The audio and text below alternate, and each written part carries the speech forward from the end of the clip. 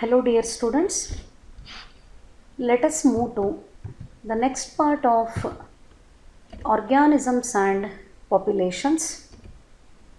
In the previous video I explained about the influence of two abiotic factors on the biotic components, light and soil. Temperature, water, light and soil are the major abiotic components which always influence the biotic components. So today in this video I am going to explain a very important part of the chapter, that is response to abiotic factors. How biotic components show the responses to the abiotic factors to survive in the original habitat or to survive in the surrounding environment. What are the different responses shown by the biotic components or the organisms to abiotic factors? Organism ಬದುಕಬೇಕಾದ್ರೆ it needs or it has to show some adjustment. ತಾನು ಯಾವ environment ಒಳಗೆ ಬದುಕ್ತಿರ್ತದ, ಯಾವ habitat ಒಳಗೆ survive ಆಗ್ತಿರ್ತದ, ಅಲ್ಲಿರೋವಂಥ climatic ಫ್ಯಾಕ್ಟರಿಗೆ ಅದು ಬೇರೆ ಬೇರೆ ರೀತಿ ರೆಸ್ಪಾನ್ಸ್ಗಳನ್ನು ತೋರಿಸ್ತಿರ್ತದೆ. ಸೊ ಈ ಪರ್ಟಿಕ್ಯುಲರ್ ವಿಡಿಯೋ ಒಳಗೆ you are going to study what are the responses to abiotic factors which are shown by biotic components, and it is very important part with respect to the exam, whether it is competitive exam or it is annual exam. This is important part. All organisms, in order to sustain maximum functionality, maintain a constant internal environment called homeostasis. ಏನು ಹಂಗಂದ್ರೆ ಯಾವುದೇ organism ಅನ್ನು ತಗೊಳ್ರಿ, whether it is bacteria, it is amoeba, both of them are microscopic, including man, elephant. ಅಂದರೆ naked ಐಸಿಗೆ ಕಾಣದೇ ಇರೋವಂಥ ಜೀವಿಗಳನ್ನು ಸೇರಿಸಿ ಅತಿ ದೊಡ್ಡ ಸೈಜ್ ಇರೋವಂಥ ಪ್ರಾಣಿಗಳವರೆಗೂ ತಾವು ಬದುಕೋ ಜಾಗದೊಳಗೆ, ತಾವು ಇರೋವಂಥ ಎನ್ವೈರ್ಮೆಂಟ್ ಒಳಗೆ ಮ್ಯಾಕ್ಸಿಮಮ್ ಫಂಕ್ಷನಾಲಿಟಿ ಅಂದರೆ ಸಕ್ಸಸ್ಫುಲ್ಲಾಗಿ ಆ್ಯಕ್ಟಿವಿಟಿಗಳನ್ನು ಮಾಡಿಕೊಂಡು ಬದುಕಬೇಕಾದ್ರೆ they have to maintain a constant internal environment which is called homeostasis.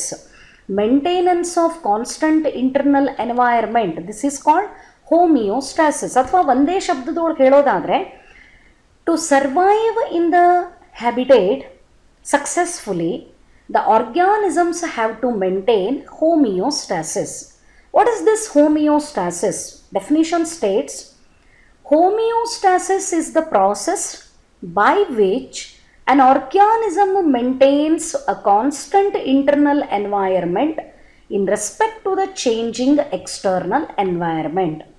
ವಾತಾವರಣದೊಳಗೆ ಪರಿಸ್ಥಿತಿ ಪರಿಸರದ್ದು ಏನೇ ಇರಲಿ, ಎನ್ವೈರ್ಮೆಂಟಲ್ ಫ್ಯಾಕ್ಟರ್ಗಳು ಹೊರಗಡೆಗೆ ಚೇಂಜ್ ಆದಂಗೆ ಬಾಡಿ ಒಳಗೆ ಚೇಂಜ್ ಮಾಡ್ಕೊಳ್ಳೋದಲ್ಲ. ಬಾಡಿ ಒಳಗಿರುವಂಥ ಒಂದು ಎನ್ವೈರ್ಮೆಂಟ್, ಎಕ್ಸ್ಟ್ರಾ ಸೆಲ್ಯುಲಾರ್ ಫ್ಲೂಯಿಡ್ ಅಂತ ಹೇಳ್ತೀವಿ. ಒಂದು ಸ್ಟೇಟ್ಮೆಂಟ್ ಕೊಡ್ತಾರೆ ಬಯಾಲಜಿ ಒಳಗೆ, every cell baths in the extracellular fluid. How to compare? ಈಗ ನೀವು ಒಂದು ಅಕ್ವಾಟಿಕ್ ಎನ್ವೈರ್ಮೆಂಟ್, ಹೋಗಲಿ ಒಂದು ಅಕ್ವಾರಿಯಮ್ಮನ್ನು ತೊಗೊಂಡಿವಿ ಅಂತ ಇಟ್ಕೊಳ್ಳೋಣ. ಅಕ್ವಾರಿಯಮ್ ಒಳಗೆ ನಾವು ಫಿಶ್ಗಳನ್ನು ಹಾಕ್ತೀವಿ.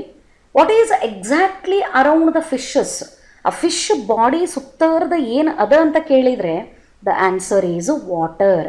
ಅಂದ್ರೆ ನೀರು ಒಳಗೆ ಬದುಕೋ ಅಂಥ ಜೀವಿಗಳ ದೇಹ ಫುಲ್ ನೀರಿನಿಂದ ಸುತ್ತುವರೆದಿರ್ತದೆ. ಅದೇ ಥರ ಬಾಡಿ ಒಳಗಿರೋ cells they are completely surrounded by extracellular fluid. ಆ ಎಕ್ಸ್ಟ್ರಾ ಸೆಲ್ಯುಲಾರ್ ಫ್ಲೂಯಿಡ್ದ ಕಾಂಪೋಸಿಷನ್ನನ್ನು ಒಂದೇ ರೀತಿ ಮೇಂಟೈನ್ ಮಾಡಿದರೆ ಅದಕ್ಕೆ ಹೋಮಿಯೋಸ್ಟಾಸಿಸ್ ಅಂತ ಕರೀತಾರೆ. Because that extracellular fluid itself is representing the internal environment. Organism ಕೆಲವು ಪ್ರಾಸೆಸ್ಗಳ ಮುಖಾಂತರ ಏನು ಮಾಡ್ತಾವ, ವಾತಾವರಣದೊಳಗೆ ಏನೇ ಚೇಂಜ್ ಆದ್ರೂ ಕೂಡ ಇಂಟರ್ನಲ್ ಎನ್ವೈರ್ಮೆಂಟ್, ಬಾಡಿ ಒಳಗಡೆಗಿರೋವಂಥ ಪರಿಸರನ ಅಥವಾ ಅಲ್ಲಿರೋವಂಥ ಎಕ್ಸ್ಟ್ರಾ ಸೆಲ್ಯುಲಾರ್ ಫ್ಲೂಯಿಡ್ ನೇಚರನ್ನ ಹೊರಗಡೆ ಪರಿಸ್ಥಿತಿ ಚೇಂಜ್ ಆದಂಗೆ ಚೇಂಜ್ ಮಾಡ್ಕೊಳ್ಳೋದಿಲ್ಲ. ಕಾನ್ಸ್ಟಂಟ್ ಆಗಿ ಇಂಟರ್ನಲ್ ಎನ್ವೈರ್ಮೆಂಟನ್ನು ಮೇಂಟೈನ್ ಮಾಡ್ತಾವೆ. ಈ ಕೆಪಾಸಿಟಿಗೆ, ಈ ಎಬಿಲಿಟಿಗೆ ಏನಂತ ಕರೀತಾರೆ? ಹೋಮಿಯೋಸ್ಟಾಸಿಸ್ ಅಂತ ಕರೀತಾರೆ. What ever the change is occurring, ಹೊರಗಡೆ ಏನೇ ವ್ಯತ್ಯಾಸ ಆಗಲಿ, ಏನೇ ದೊಡ್ಡ ಪ್ರಮಾಣದೊಳಗೆ ಬದಲಾವಣೆ ಆದ್ರೂ ಕೂಡ in the body some organisms are able to maintain the constant internal environment. That ability is called homeostasis. Then question is, how this homeostasis is achieved? ಯಾವ ರೀತಿ ಈ ಹೋಮಿಯೋಸ್ಟಾಸಿಸನ್ನು ಆರ್ಗ್ಯಾನಿಸಮ್ಗಳು ಅಚೀವ್ ಮಾಡ್ತಾವ?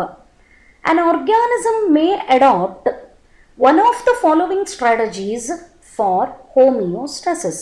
ಹೋಮಿಯೋಸ್ಟಾಸಿಸನ್ನು ಮೇಂಟೈನ್ ಮಾಡೋಕ್ಕೆ ಈ ಕೆಳಗೆ ಬರೋ ಹಂತ ಅಂದರೆ ಇನ್ನು ಮುಂದೆ ಹೇಳೋ ಹಂತ ಯಾವುದೋ ಒಂದು ಮೆಥಡನ್ನು ಅದು ಯೂಸ್ ಮಾಡ್ಕೋಬಹುದು. It may show the regulate, response, confirm, migrate or suspend. With these particular strategies the organisms show or they try to maintain homeostasis. Regulate, confirm, migrate, suspend.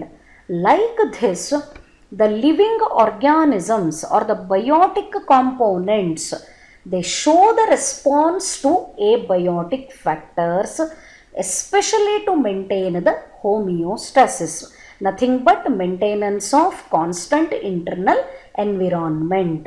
The methods of maintaining that constant internal environment vary from one organism to another. The different methods or the strategies ಅಂದರೆ plans ಅಥವಾ planning ಏನಿರ್ತದೆ? Regulate, confirm, migrate, suspend. So ನೀವು response to ಎಬಯೋಟಿಕ್ factor ಒಳಗೆ ಏನನ್ನು ಕಲಿತೀರಿ? Regulate ಅಂದರೆ ಏನು? ಯಾವ organisms ಈ ರೆಗ್ಯುಲೇಟ್ ಅನ್ನೋ ರೆಸ್ಪಾನ್ಸನ್ನು ತೋರಿಸ್ತಾವ and how it is possible? Confirm ಅಂದರೆ ಏನು? ಮೈಗ್ರೇಟ್ ಅಂದರೆ ಏನು? ಸಸ್ಪೆಂಡ್ ಅಂದರೆ ಏನು? So let us move to the first one, that is regulate.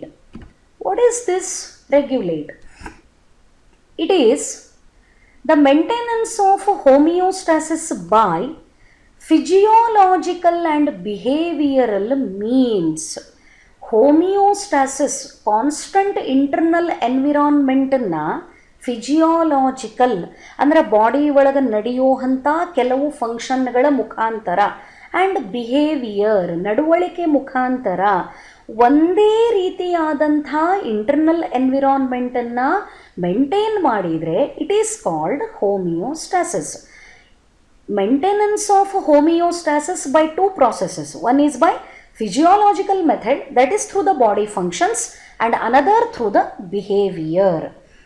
It ensures constant body temperature, that is thermoregulation.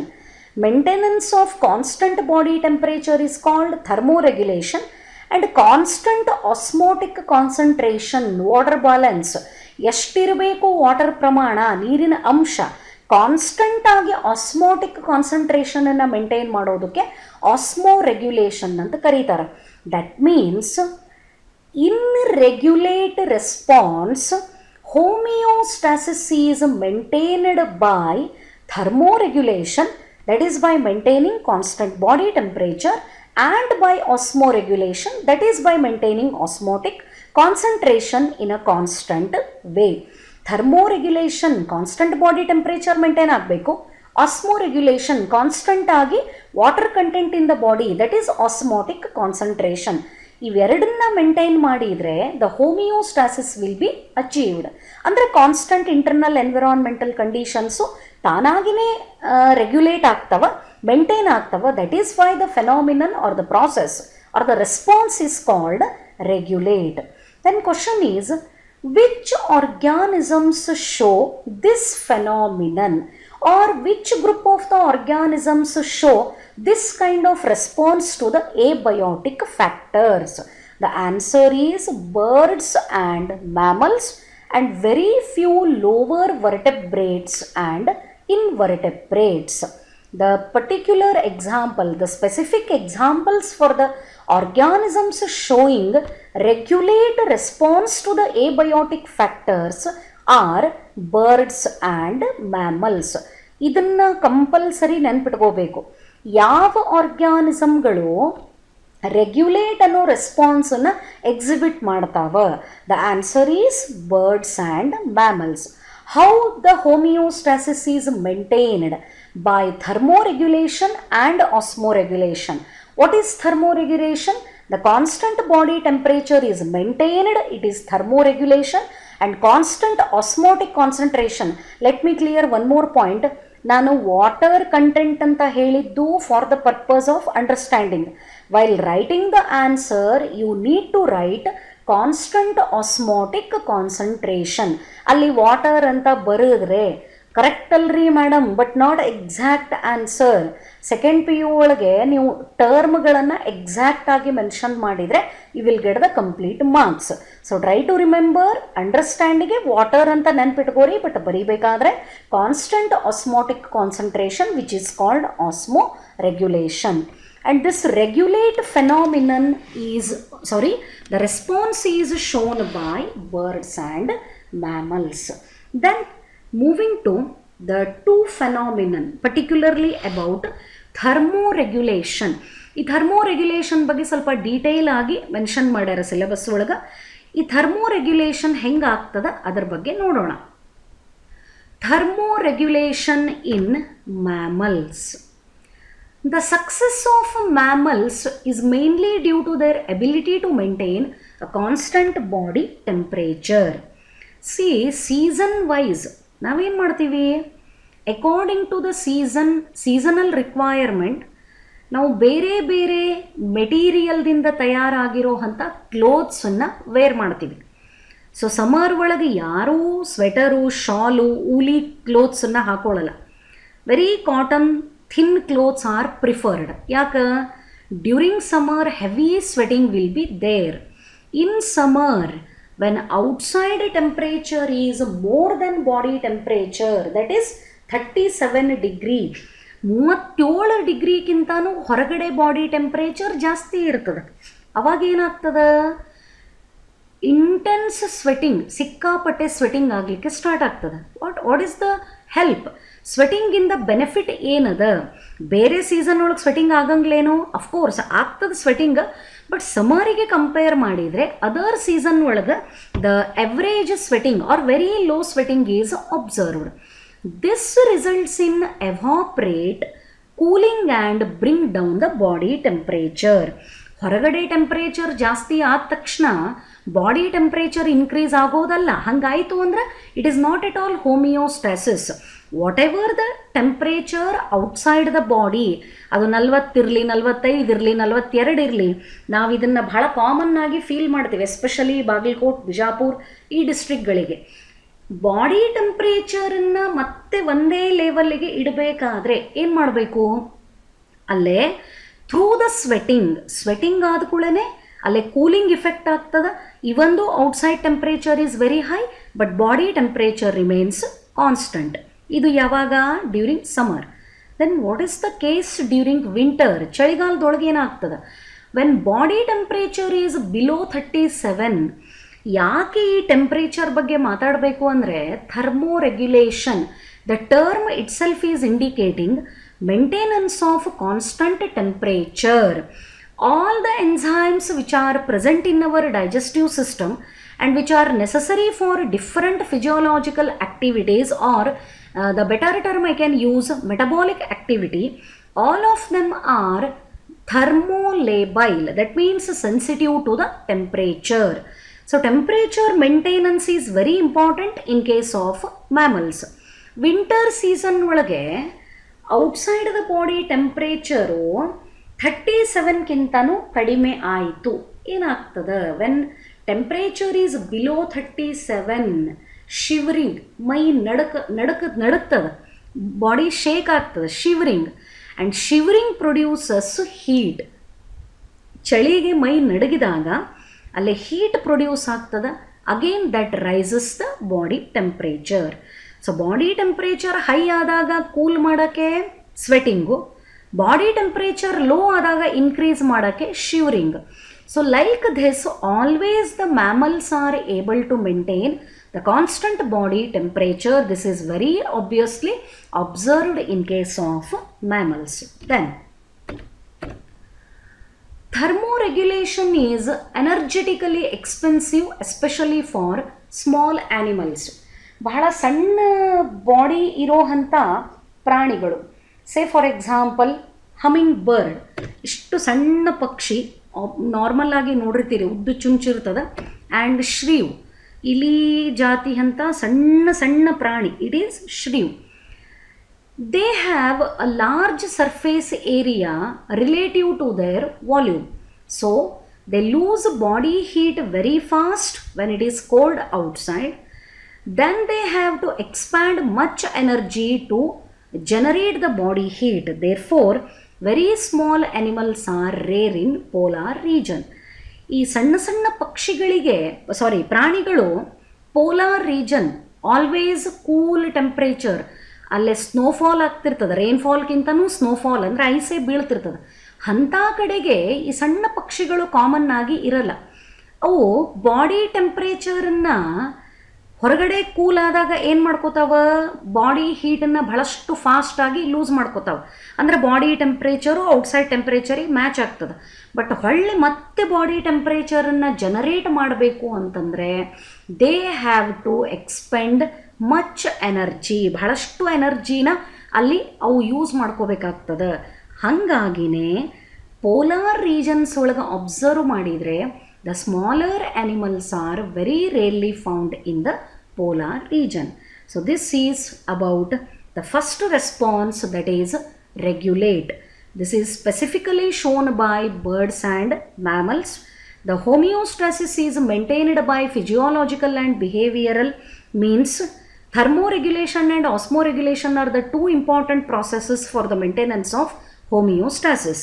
The maintenance of constant temperature is called thermoregulation, and maintenance of constant osmotic concentration is called osmoregulation. During summer, the temperature is maintained with the help of intense sweating, and during winter, the shivering helps to increase the body temperature.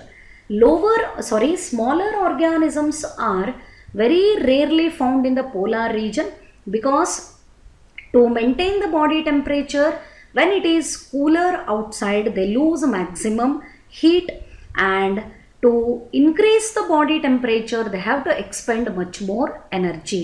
That is why the smaller animals are very rarely found in the polar regions.